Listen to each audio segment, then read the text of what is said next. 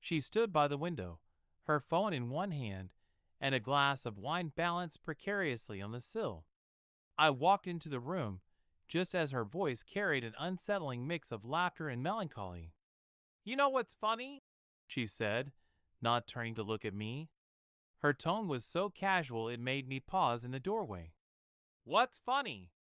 I asked cautiously, stepping closer. She turned her head slightly, her gaze fixed on the darkened skyline outside. It was as if she wasn't even talking to me, but to some distant thought.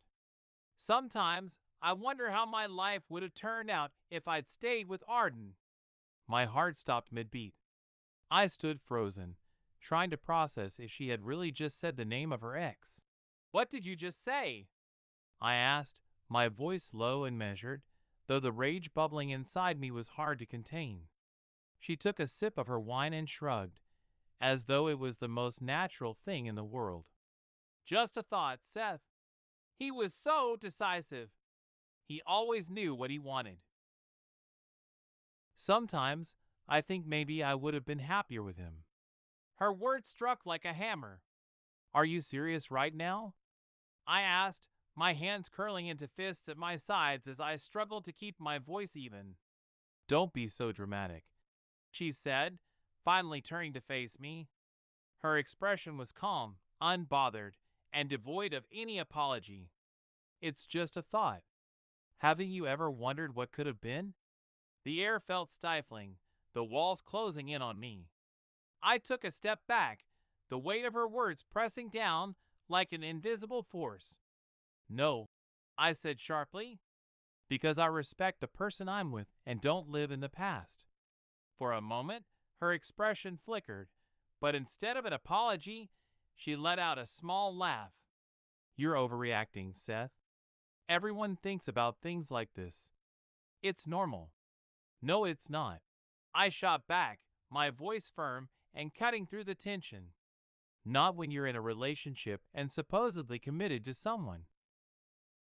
Not when you're standing here, in our home, talking about how much better your life could have been with him." She rolled her eyes and crossed her arms, but I caught the slight twitch in her jaw. "You're being ridiculous," she said dismissively, but the crack in her confidence was there, just beneath the surface. The air in the room felt heavier with each passing second. I stared at her, my pulse pounding in my ears as her words replayed in my mind. She had just casually admitted to fantasizing about her ex, and now she was acting as if I was the one out of line for being upset. "Ridiculous?" I said, my voice low but edged with steel. "You're telling me you wonder if you'd be happier with another man, and I'm the one being ridiculous?"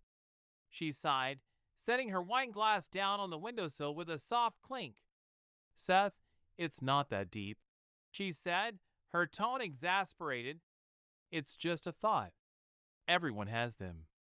"No," I said sharply, taking a step closer. "Not everyone. And even if they do, they don't say it out loud to the person they're with. You didn't just think it, you said it. To me." Her eyes flashed with annoyance, and she threw her hands up. "Why are you making such a big deal out of this? I didn't say I want to leave you for him, or that I regret being with you. It was just a passing thought." I shook my head, the frustration bubbling to the surface. "You don't get it, do you? You don't see how hurtful it is to hear that you're sitting here comparing me to someone you've already decided might have been better for you." She rolled her eyes again, her posture shifting as if she was trying to seem unbothered, but her tone betrayed her growing irritation. "You're twisting my words. I never said he was better for me. You didn't have to." I snapped. "You said enough?" The room fell silent for a moment, the tension palpable. She leaned back against the windowsill, crossing her arms. "Seth," she said, her voice softer now, almost pleading, "you're reading too much into this. I'm here with you, aren't I? Doesn't that count for something?"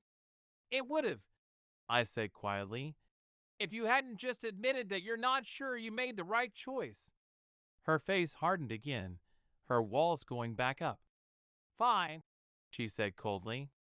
If you're so insecure about it, maybe you need to take a look at yourself. I laughed bitterly, the sound hollow in the charged air. Insecure? That's rich coming from the person. How would you feel if your partner hid their affair for months or even years? Write in the comments. Who can't stop looking over her shoulder at the past? Maybe you should take a look at yourself, Isolde. She glared at me, her jaw tightening. I didn't mean to hurt you, she said through gritted teeth. But you're making this into something it's not. You hurt me the moment you opened your mouth, I said, my voice steadier now. And the worst part? You don't even care. Her silence was answer enough. The silence stretched, thick and suffocating, as we stood on opposite sides of the room. Her arms were crossed, her posture defiant, but her eyes flickered with something, maybe guilt, maybe anger. I wasn't sure anymore. You really don't get it, do you? I said finally, my voice low but firm. This isn't just about what you said. It's about what it means. Oh, enlighten me. Isolde snapped, her tone dripping with sarcasm. Since you clearly know what's going on in my head better than I do. I took a deep breath, my chest tightening with every second of her deflection. It means you're not here, I said, gesturing between us. Not fully. You're stuck in the past, with him, and it's bleeding into what we have. Do you even care about us, or am I just some placeholder for the life you really wanted? Her lips parted, but no words came out. For once, she didn't have a sharp retort ready. Instead, she looked away, her fingers gripping her arms tightly. The silence was more damning than anything she could have said. I shook my head, a bitter laugh escaping me. That's what I thought. Seth, she started, her voice softer now, almost desperate. I never meant for it to come out like that. I love you. You know I do. Do I? I shot back, my voice rising. Because it sure doesn't feel like it when you're sitting here, talking about how much you miss him. About how you wonder if he was the better choice. Tears welled in her eyes, but I couldn't find it in me to care. I don't miss him, she said, her voice cracking. I don't know. Sometimes I think about what might have been, and you don't stop yourself. I interrupted. You let those thoughts fester until they're more real than what we have now. And then you say them out loud, like it doesn't matter how I feel. Her tears spilled over, but she still didn't move toward me. I didn't mean to hurt you, she said, her voice barely above a whisper. I swear. It's not just about hurting me, Isolde, I said, my tone heavy with finality. It's about respect. It's about trust. And right now, I don't think you have either for me. Her face crumpled, and she finally took a step forward, her hands reaching out as if to bridge the growing chasm between us. Please, Seth, she said, her voice trembling. Don't do this. Don't let one stupid comment ruin everything we've built. I stepped back, her hands falling to her sides. It wasn't just one comment, I said, shaking my head. It was the truth. The truth you've been hiding, maybe even from yourself. And I can't stay with someone who doesn't know if they want to be here. Her tears turned into sobs, and she sank onto the edge of the couch, her face buried in her hands. For a moment, I felt a pang of guilt, but it was quickly swallowed by the anger and hurt that still burned in my chest. I want you to pack your things, I said, my voice steady. You can stay here tonight, but I want you gone by tomorrow. Her head shot up, her red-rimmed eyes wide with shock. You're kicking me out? She asked, her voice breaking. I am, I said firmly, because you've already made it clear where you'd rather be. And it's not here. Not with me.